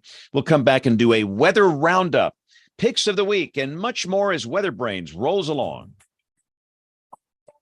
Looking beyond the atmosphere, here's Tony Rice with your astronomy outlook. If you've ever driven the desolate road between Los Angeles and Las Vegas, you pass through the old railroad and mining town of Barstow. Another 30 minutes north of there, and you can't see it from the highway because it's isolated in the valleys of the Mojave Desert. NASA operates 6 giant antennas 24/7, 365 at their Goldstone complex. This, along with the other complexes in Canberra, Australia, and Madrid, Spain, form the Deep Space Network, listening for whispers from space, from dozens of NASA and other space agency probes exploring the solar system. These 3 sites are distributed roughly 120 degrees of longitude apart. That provides for a continuous coverage of the solar system. Each site has a massive 70-meter dish, along with a suite of 34-meter dishes that can also be linked together. That 70-meter antenna, it weighs nearly 3,000 tons, yet rides on a film of oil the thickness of a sheet of paper as they lock into a patch of sky that is best described as looking through a soda straw. Each has a powerful transmitter, with signals being sent at around 18 kilowatts. That kind of power is necessary to reach missions throughout the solar system and beyond. Transmitters on the spacecraft they're talking to, though, where space and weight and power at very much a premium, they're not so powerful. By the time the signals reach Earth, they are on the order of a sextillion or 2 weaker than that up signal. The Deep Space Network truly is listening for whispers from space. The network's a busy place, too. As I record this, Madrid is clearly pointed towards Mars. With the 70-meter dish, they're uploading commands and downloading data from Mars Express, MAVEN, and the Mars Reconnaissance Orbiter, along with the Curiosity rover. Space weather information is coming down from the Deep Space Climate Observatory, a joint NOAA-NASA mission. Goldstone is talking to Juno at Jupiter and the Solar Heliophysics Observatory, along with New Horizons, more than 5 billion miles away. That's the probe that brought us those beautiful images of Pluto a few years ago, before continuing on to the Kuiper Belt. Canberra is making a really long-distance call to Voyager 2, launched back in the late 70s. It's beyond the edge of the solar system now, more than 2 billion miles away. You can see what each one of these massive dishes is talking to by visiting eyes.nasa.gov/DSN. Click on any of the acronyms to identify the mission along with a slew of nerd stats about those signals coming and going. You're looking at the same interface that's up on the wall of the Signal Processing Center, a sort of RF mission control at the base of that massive 70-meter dish. Keep watching and you might see spacecraft handed off as it sets on the western horizon and rises on the eastern horizon of the next station around the globe. If you're ever passing through Barstow, stop at the DSN Visitor Center located at the historic Harvey House Rail Depot. That's your Astronomy Outlook. Follow me at RTP Hokie for more spacey stuff like this. This week in tornado history, May 22nd, 1987, a heartbreaking event at Saragossa, Texas. This tornado traveled only 3 miles and hit the town head on. 85% of this community was destroyed. There were 30 fatalities, 22 of which were in one location, Saragossa Hall. The population of Saragossa in 1987 was 185, but that night, there were many more in town for a special occasion. Families had joined together for a graduation ceremony for Head Start 4-year-olds. From an article in newswest9.com, no one knew that a massive multi-vortex tornado was heading right toward them until a parent went outside and saw it. Many tried to take cover under tables. Parents shielded their children from flying debris. The community hall was flattened, and most of those who died were parents or grandparents of Head Start 4-year-olds. None of the Head Start children died. There were, though, several babies a year old or younger who also died in Saragossa Hall. 8 more fatalities occurred outside of the community center. 4 were in mobile homes, 3 were in frame houses, and another died trying to outrun the tornado in an automobile. In the midst of this unbelievable tragedy, the community of Saragossa, with the help of volunteers, rebuilt the town by the early 1990s. The population in 2000 was 185. Each year, the Our Lady of Guadalupe Church holds a mass for the victims. In a radio address to the nation on volunteerism and the Supreme Court nomination of Robert H. Bork on October 3, 1987, President Reagan said the following about the people of Saragossa and the communities that helped them rebuild. Many believe that spring tornado would make a ghost town of Saragossa, but this past Labor Day, a private sector initiative proved the doomsayers wrong. Over the holiday weekend, 700 volunteers from all over our country with mostly donated materials built 15 new homes in a single weekend, and plans are underway for even more. Today, the townspeople and volunteers joined together to celebrate this fine example of the great American spirit of neighbor helping neighbor. On behalf of all Americans, I join in commending this noble effort. Goodness, what a heartbreaking story. Hey, let's bring in Bruce Jones of Midland Radio. Bruce, how are you doing, sir? I'm doing great, James. To follow up on Jen's story, I've started reading that book about the Udall, Kansas tornado, and it's amazing the teamwork of all the people in southeast and south central Kansas who responded to the Udall tornado. And on Saturday, I gave a speech up in Seneca, Kansas about the May 17th, 1896 tornado outbreak, where we had a 2-mile wide tornado up in that area of the woods. And we actually went out and looked at some of the sites that were struck by the tornado. There's still evidence there of buildings that were blown down and put back together again, because back in the 1896, you had no Red Cross, you had no Salvation Army. It was people helping people, neighbors helping neighbors. And in the aftermath of these storms, people do come together. And I think that's an amazing thing and a testament to human character. And, Bruce, I was also thinking, and again, we're doing the show here on May the 22nd. It was on this date in 2011. We had the Joplin tornado. I know you have some memories of that one. Yeah, my backyard is right behind this wall here. That afternoon, it was a Sunday, and I was standing talking to my neighbor here in the backyard, looking at radar scope at that tornado warning for Joplin, and I pointed out the top of the supercell. You can see it from here. I'm 122, maybe 125 miles north of Joplin, but it was quite evident that you could see that top of that supercell from here. It was a massive storm. And we all know what happened, but there was a warning 17 minutes before the tornado got into town. And a lot of people missed it, Bruce. And it's another reminder that having a NOAA weather radio is absolutely critical for all of us. Yeah. Today I tweeted out a picture I took at the Pizza Hut down there on Range Line in Joplin. They have a little thing out there commemorating the folks that died at the Pizza Hut, and especially the manager of the Pizza Hut, who died as he tried to hold the door shut and got taken away in the wind. But when I stopped by that Pizza Hut on the 10th anniversary of the tornado, I dropped off a NOAA weather radio for them. I programmed it for them and I put it in there, and they were very thankful to receive it. Because the folks who were there that day at the Pizza Hut said that they really had bad situational awareness of where it was and whether it was coming toward them. And it was only with about 30 seconds left that they realized they were directly in the path of that storm. They were smart enough to turn off all the gas on all the burners in the Pizza Hut kitchen there. As they went into the shelter, they knew it was not a very good shelter. It was the cooler. And those aren't as substantial as they were when we were kids. When we were kids, a cooler was a pretty substantial structure, but they're not anymore. But they went in there, they did the best that they could. And, God bless the ones that made it out. Quite a few did, but they lost a few there at the Pizza Hut. But again, to your point, situational awareness is very important, and you need to have multiple and redundant ways of getting these messages, these warnings. Your cell phone alerts, the outdoor sirens in Joplin were wailing. You've got the apps from the TV stations, and the TV's breaking in and doing wall-to-wall severe weather coverage. But we really need to remind people to also have that NOAA weather radio, because that's the official voice of the National Weather Service, a radio frequency broadcast that comes direct from your local office where they actually are issuing those tornado warnings. And as you mentioned, James, they issued a warning 17 minutes ahead of that tornado.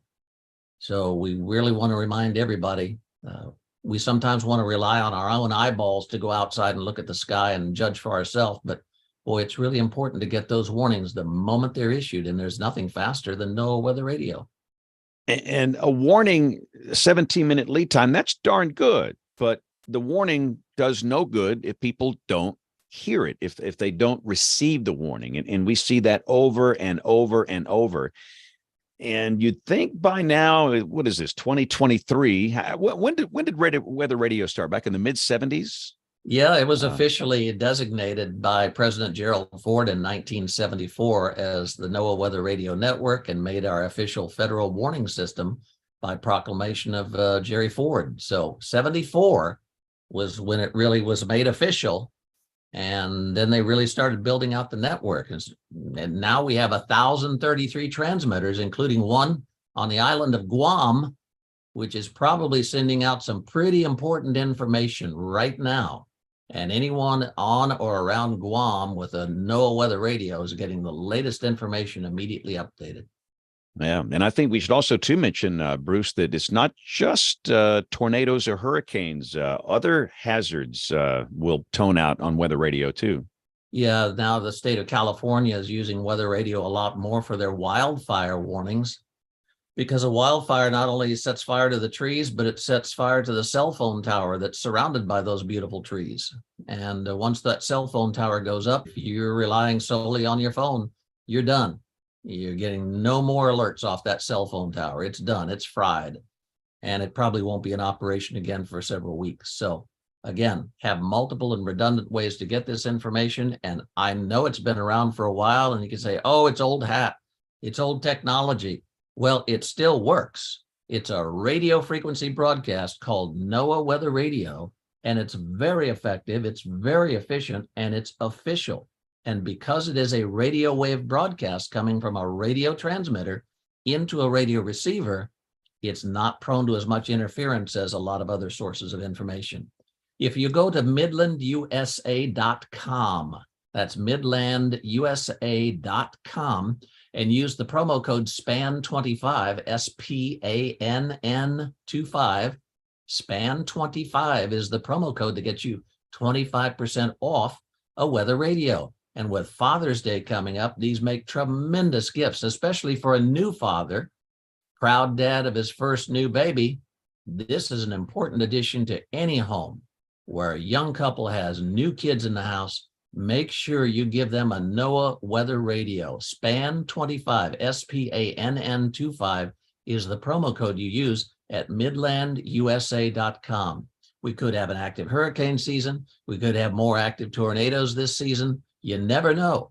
So have a weather radio for your home. Maybe have one that you can take with you in your car or keep in your basement. But please take advantage of this service. NOAA Weather Radio, the official voice of the National Weather Service. And every home and business needs one. Hey, let's dive into the email inbox. Just maybe there's something in there this week.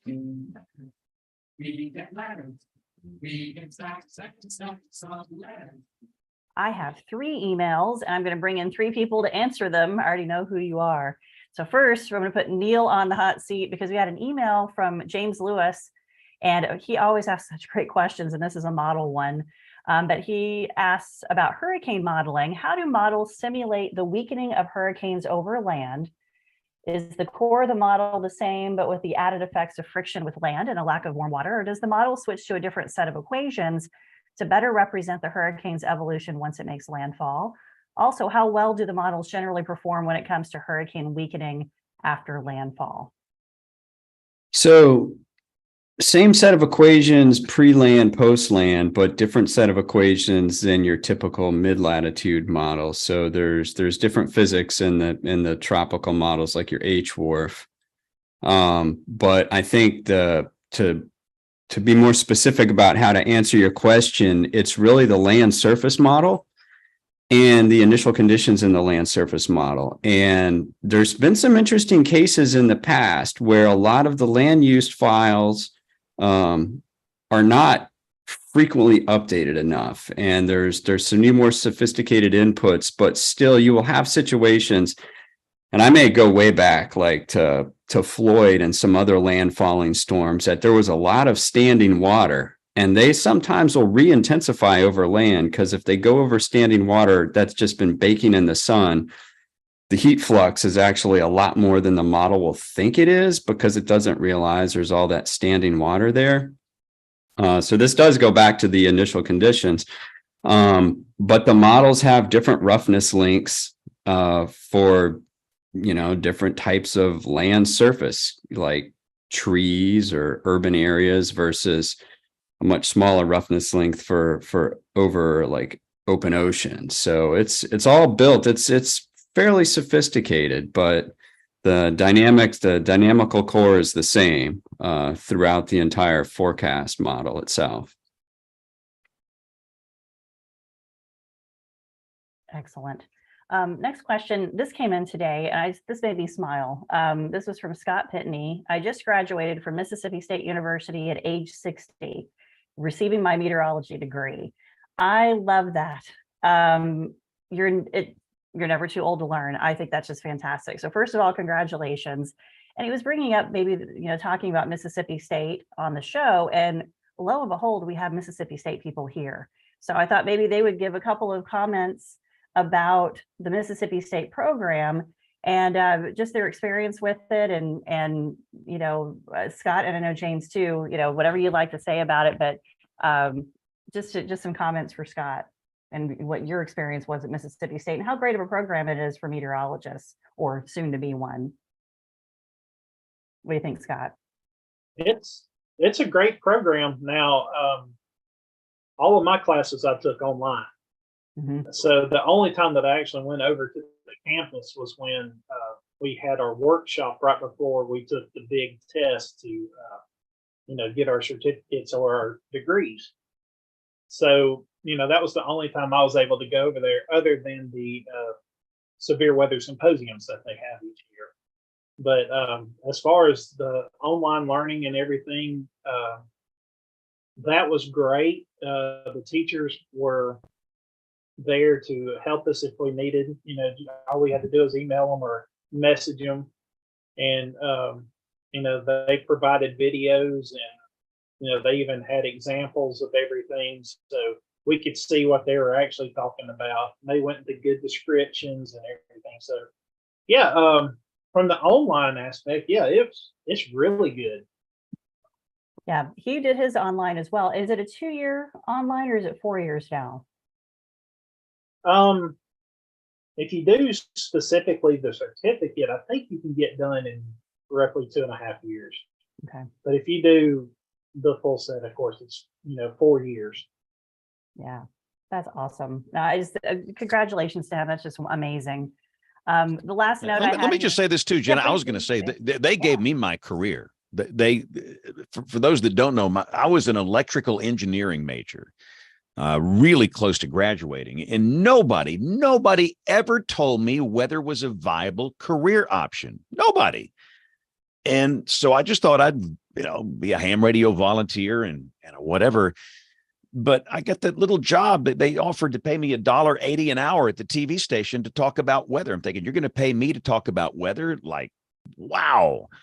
And so their program came along at a time in my life where it was desperately needed. And so I can't say enough about what they've done for me personally. The director of the National Weather Service, Ken Graham, is a Mississippi State alum, and they're everywhere. And so I've seen it morph from a program initially that was kind of a stripped down program designed to help broadcast meteorologists to now a deeper program that is that can send you anywhere you want to go. So if you're looking for a college, it would be one that you'd want to visit when you make your decision. And again, you've got some amazing schools all over the country, but again, they gave me my career.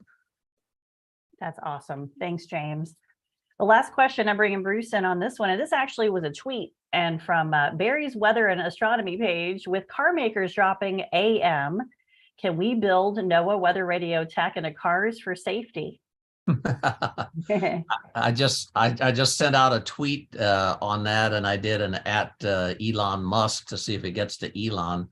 I'm in favor of keeping AM radio in cars because AM radio signals travel a long ways. Me too. I want that. Don't go away yet. Oh gosh, late at night, I've been down around Midland and Odessa, Texas, listening to KMOX St. Louis and the Blues hockey games at 2 o'clock, 3 o'clock in the morning, and they're coming in loud and clear. So AM radio is a tremendous tool. And in a disaster, I think it's imperative that they keep AM radio. Now, some of the electric cars have an app in there where you can download a streaming version of an AM radio station and actually hear it. But I would like them to include AM radio in the electric vehicles as well as NOAA weather radio. And I've suggested that the electric vehicles should have NOAA weather radio because Teslas have a glass roof. And if you've got a glass roof, you want to know when it's going to hail. That's great. no matter where we traveled when I was young, we moved all over the place. We always could pick up WoWo radio and listen to the IU basketball games. And so sometimes we were, moving it around trying to get it, at those late games, we could hear it crystal clear. It was listen to Don Fisher. It was awesome. So I've always been a fan of AM radio. Guys, thank you so much for your questions and your emails and tweets and your show suggestions and all that. We just really appreciate it. And we just love you guys sharing with us. Email at weatherbrains.com, and please sign up for our newsletter too. Thursday morning, it comes right into your email box. There's a little link on our website on the side with all of our cute photos there right underneath. You can sign up for that, and we would love to send that to you so you can check out what's going on with all the brains. Back to you, James. When the weather ball is red, warmer weather is ahead. When the weather ball is white, colder weather is in sight. When the weather ball is green, no change in the weather is foreseen. When colors blink by night or day, precipitation's on the way. Doing the show on May the 22nd. Anybody want to discuss this typhoon approaching Guam? Who's keeping up with that? Neil, you keeping up with that? Not me. I was looking at the coastal low off of Florida, thinking about the northeast wind gradient. I haven't looked at the Pacific in probably 2 months. Okay. So anybody up on the Guam typhoon? Jen, you've been looking at that? No. Everybody's shaking their head. On that one.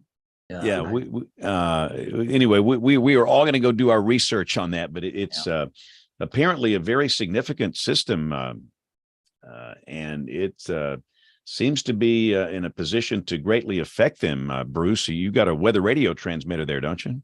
Yeah, the Guam transmitter's there, and last I saw this morning, and it might have been the Guam National Weather Service office that sent something out on Twitter. It looked like it was going to make a direct hit on the island, so I hope that's not the case, but I'm sure that everybody's batting down the hatches there. Yeah, so that's quite a story. I was trying to scroll down here to the Weather Service in Guam and look at the latest data. But yeah, I've seen a lot of messages. It's a Category 3 typhoon, 220 miles southeast of Guam. And typhoon warning in effect, obviously, for Guam. And again, maximum sustained winds 125 miles per hour. And again, this was 3 hours ago. This might be a little different by the time we're doing this, but it's expected to pass by Guam as a 140 mile per hour Category 4 typhoon. And that's just nasty. That is not a good situation. So anyway, that's what's happening here. So yeah, Neil, we had our first X of the season on the NHC graphics past couple of days. First X of the season east of the Bahamas. Yeah, I mean it's coming. I still think if El Nino cranks up, it's going to really throw a lot of shear in there in the Atlantic, and I guess they'll be maybe average at best, but we'll see if there's enough heat energy that if that shear doesn't crank up, they can get some storms off pretty early in the season. All right, well, let's go to our Oklahoma correspondents. We'll start with Kim. Kim, what's the storm situation looking like for the chasers there? Oh, the chasers. Recall that we called the whole thing off the whole end of the month of May. It's over. Off. It's over. It's over. It's over. Nothing's happening. I actually, Sam will be amused. So Joe Neal, who works in his office, I was just letting him know that we were talking about his most traumatic day, the day he started working in the Indy office. He's out chasing right now in the Texas Panhandle, sending me all these beautiful pictures of these spaceship-looking supercell structures. And so, yeah, we're just kind of getting these days that day after day of overproducing marginal, environments, and they're some of the best to chase, really, because you don't get the hordes that you tend to attract when you've got that big high risk or moderate risk beacon, beckoning to people. So I understand that the chasing right now is actually somewhat pleasant for people who are out there who stuck with it and are capitalizing on some of the lovely structures and other kinds of things they're getting to see. Periodically there are tornadoes and, gustnadoes and landspouts and other things happening. And throughout the rest of the week here in central Oklahoma, we're going to have periodic, rain that comes off of those things. It'll probably be the kind of thing where we get a lot of that nocturnal precipitation and wake up to these beautiful spring, wet, dewy mornings. And, it's just kind of been a really lovely May here at the end of the month. So I don't know, I'll pass the baton up to Tulsa here for James, if you want to add any of the sort of Northeast Oklahoma flavor. No, it's been fantastic. Our weather ball up here is green. Green. Yes, it was so good. Today was the first day of summer for my kids. They're out of school as of last Friday. And my daughter, who is 10, immediately made plans to go to one of her friend's house. My son picked up his phone. I said, "Oh no, it's too nice for that. We're going outside and doing yard work." So we filled up a bunch of trash cans because it won't be long. We're running out of these days really quickly. These days like this around here are to be cherished. Yeah, we're about same thing down here. We're about getting to the hot muggies really soon, but it's pretty nice. Let's go up north to Sam. Sam, it looks pretty quiet in Indiana these days. Yeah, it's very quiet and nice, but unfortunately, we're looking at potential for one of these flash droughts where we don't see a lot of rain in the forecast. We're already dry. I think we're going to be leaning towards D0 category here coming up for this coming week already. And we didn't get a whole lot of rain this spring. So it's nice on one hand, beautiful days, get to enjoy the outdoors, but just concerned what it looks like for our farmers with a lot of the fields just recently planted and what they might encounter if we stay dry. Yeah, that is problematic. Jen, I guess you're in the same boat. Mm-hmm. Yeah, same situation there. Your raindrop through Memorial Day. For us, temperatures are great. We warm up to close to 80 or so next couple of days, and then I see a 67 on Thursday's high, and then we kind of get back into the 70s. So temperature-wise, it's great, but yeah, we've not had a whole lot of rain. Just one dousing Friday night. Outside of that, it's been really dry. So that's a concern here as we're moving on through into the early summertime. Bruce, what you got out there in the heartland? It was a beautiful day here today. It was 77 degrees, low humidity, not too many bugs out yet. Perfect time of the year here. But again, much of Kansas is in quite a bad situation with drought. They did get an inch or a couple of inches of rain in some portions of western Kansas. That put a dent in it, probably saved some of the wheat farmers and some of the folks who put their soybeans in already. But we could use more rain for the state of Kansas, especially out toward Dodge City and Wichita.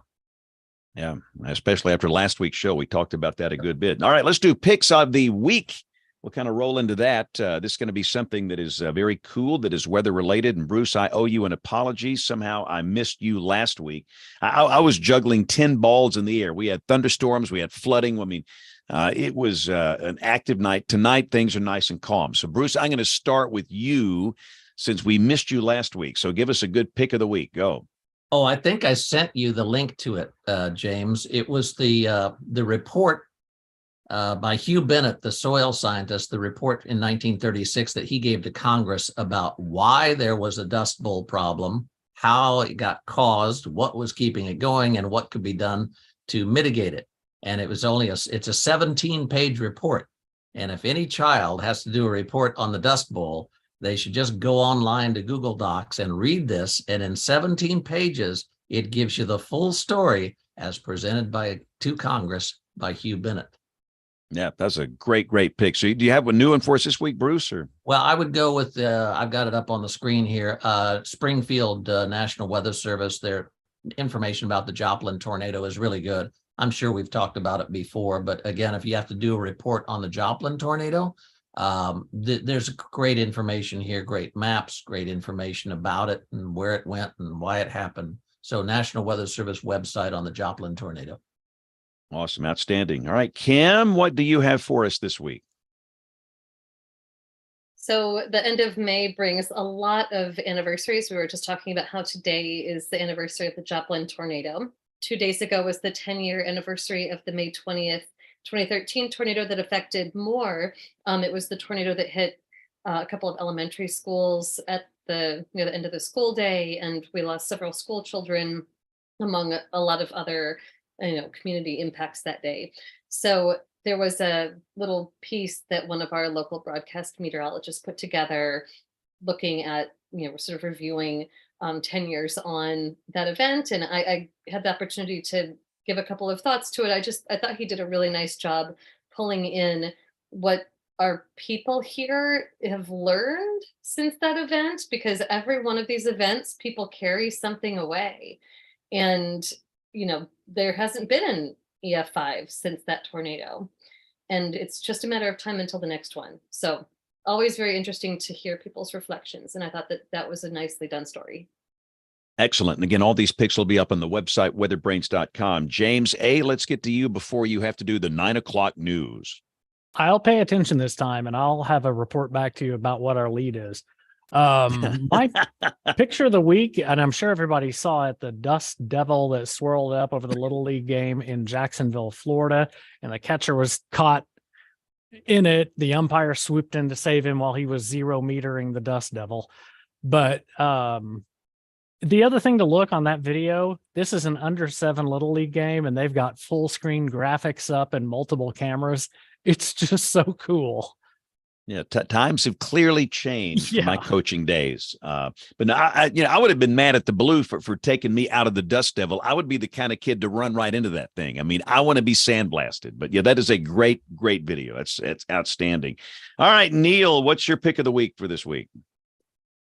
I think I might have stumbled on one of the most interesting picks yet. So I apologize in advance for everyone I tortured earlier today with this link, but it's a YouTube podcast from Amigos Retro Gaming.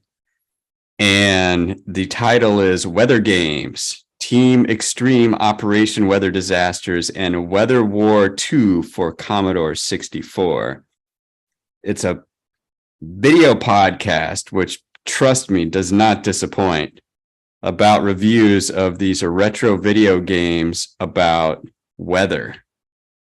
You just absolutely have to watch it to appreciate it.